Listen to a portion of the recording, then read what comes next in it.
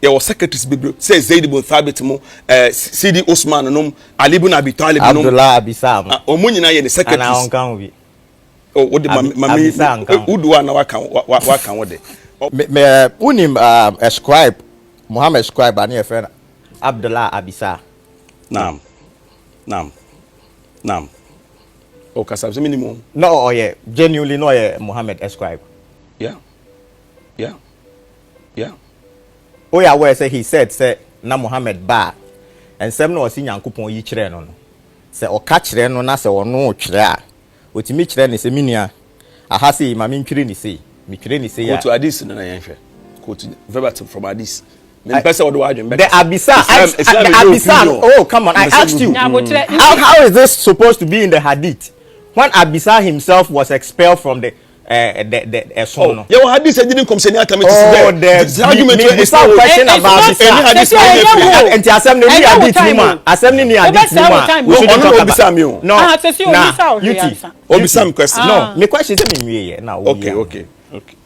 So assembly any hadith ni ma we shouldn't talk about it. Is that what you're saying? Islam believes in two books, Quran and Sunnah.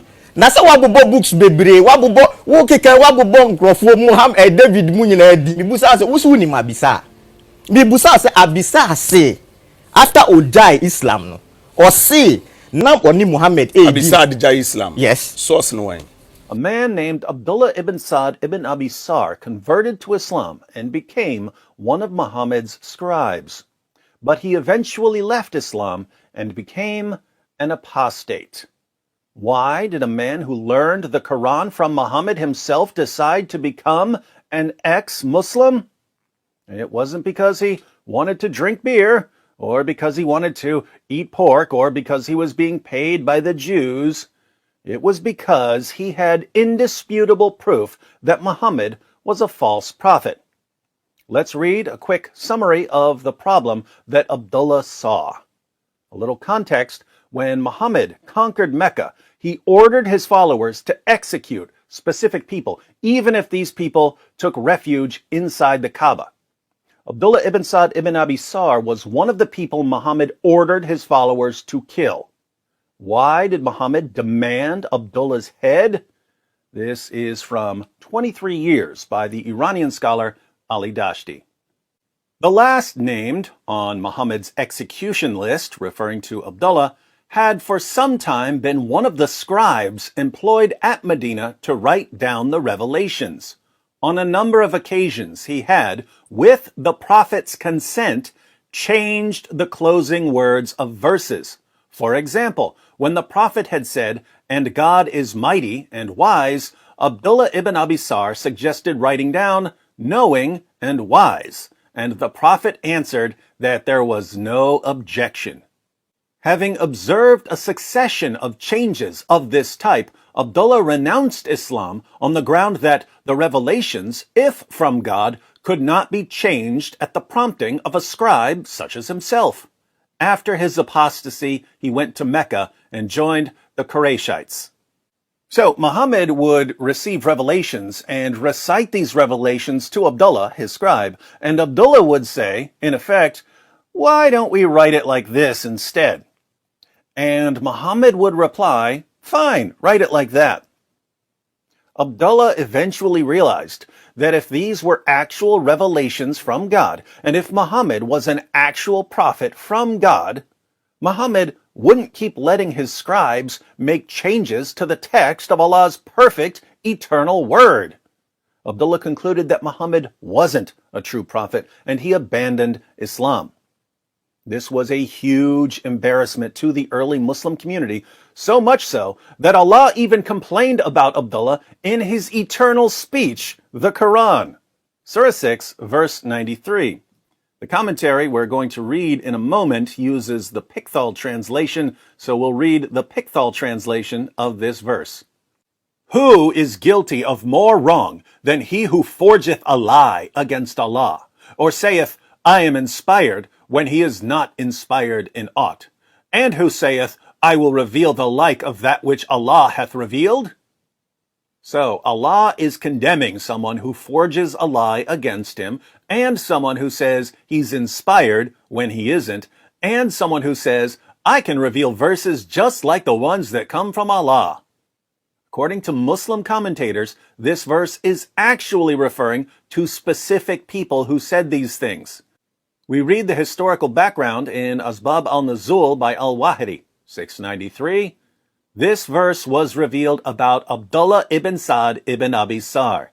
This man had declared his faith in Islam, and so the Messenger of Allah, Allah bless him and give him peace, called him one day to write something for him.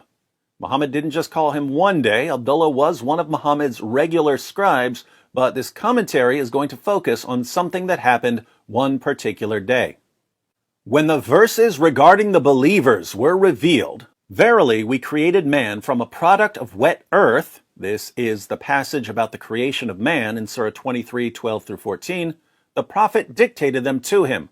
When he reached up to verse 14, which says, and then produced it as another creation, Abdullah expressed his amazement at the precision of man's creation by saying, so blessed be Allah, the best of creators. So, Muhammad is delivering revelations about the creation of man, and Abdullah, who's writing down these revelations and finally learning about how Allah created man, exclaims, so blessed be Allah, the best of creators. Now watch what happens. The Messenger of Allah, Allah bless him and give him peace, said, this, Abdullah's last expression, is how it was revealed to me. In other words, Muhammad said, Abdullah, your words, so blessed be Allah, the best of creators, those words you spoke were just revealed to me as part of this verse. At that point, doubt crept into Abdullah. He said, if Muhammad is truthful, then I was inspired just as he was. And if he is lying, I have uttered exactly what he did utter. Hence Allah's words in 693, and who saith, I will reveal the like of that which Allah hath revealed. The man renounced Islam. Islam. Yes. Source no way. Hath revealed. The man renounced Islam. Islam. Yes. Source no way. This is also the opinion of Ibn Abbas, according to the report of Al-Kalbi. Now, let's put all of this together by reading the Quran passage that ultimately led to Abdullah's apostasy. In Surah 23, verses 12 through 14, Allah declares, verily we created man from a product of wet earth, then placed him as a drop of seed in a safe lodging, then fashioned we the drop a clot, then fashioned we the clot a little lump, then fashioned we the little lump bones, then clothed the bones with flesh, and then produced it as another creation. Scientifically, this is complete nonsense. Embryos don't go through a blood clot stage. Also notice that bones are formed before they're clothed with flesh. So the clot becomes a lump, then the lump becomes bones, and only after the bones are formed are the bones clothed with flesh. Again, total nonsense. But after the part, and then produced it as another creation, we have, so blessed be Allah, the best of creators. These words, so blessed be Allah, the best of creators, were blurted out by Muhammad's scribe, Abdullah ibn Sa'd ibn Abi Sar, while he was writing down Muhammad's revelations about the creation of man. And when Abdullah blurted out, so blessed be Allah, the best of creators, Muhammad said, yes, put that in there. That's how it was revealed to me. You'll recall Abdullah's reaction when he learned that something he blurted out was included in Allah's eternal speech. At that point, doubt crept into Abdullah. He said, if Muhammad is truthful, then I was inspired just as he was. And if he is lying, I have uttered exactly what he did utter. Hence Allah's words, and who saith, I will reveal the like of that which Allah hath revealed. The man renounced Islam. Notice Abdullah's reasoning here. Abdullah thought to himself, there are two possibilities. Either Muhammad is truthful, he's actually getting revelations from Allah, or he's not truthful, he's a fraud. If Muhammad is truthful, if Muhammad is a true prophet, then I'm a true prophet too, because I said those words before Muhammad said them, which means that Allah must have revealed them to me too. But if Muhammad is not truthful, if he's just a deceiver claiming to be a prophet because of his poetry, then I can do that too, because Muhammad himself is taking my words and passing them off as revelations from Allah. Pretty solid argument. What did Abdullah do? The man renounced Islam.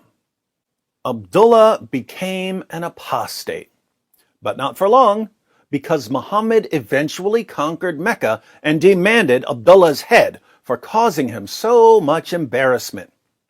Fortunately for Abdullah, he was Uthman's foster brother, so Uthman interceded for him. The story of how Abdullah survived is pretty hilarious. I'll make a separate video about that. But Abdullah was loyal to his foster brother Uthman for saving him.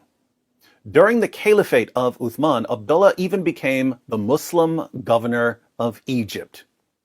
But notice, when Abdullah was free to decide what to believe, he said to himself, "There's no way Muhammad is a prophet.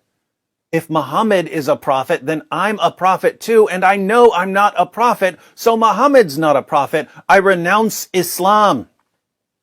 Only with a sword to his neck would Abdullah become a faithful Muslim. And here we see why even Muslim scholars admit that without the death penalty for apostasy, Islam would have died out long, long ago. Abisa Adija Islam. Yes. Source no way.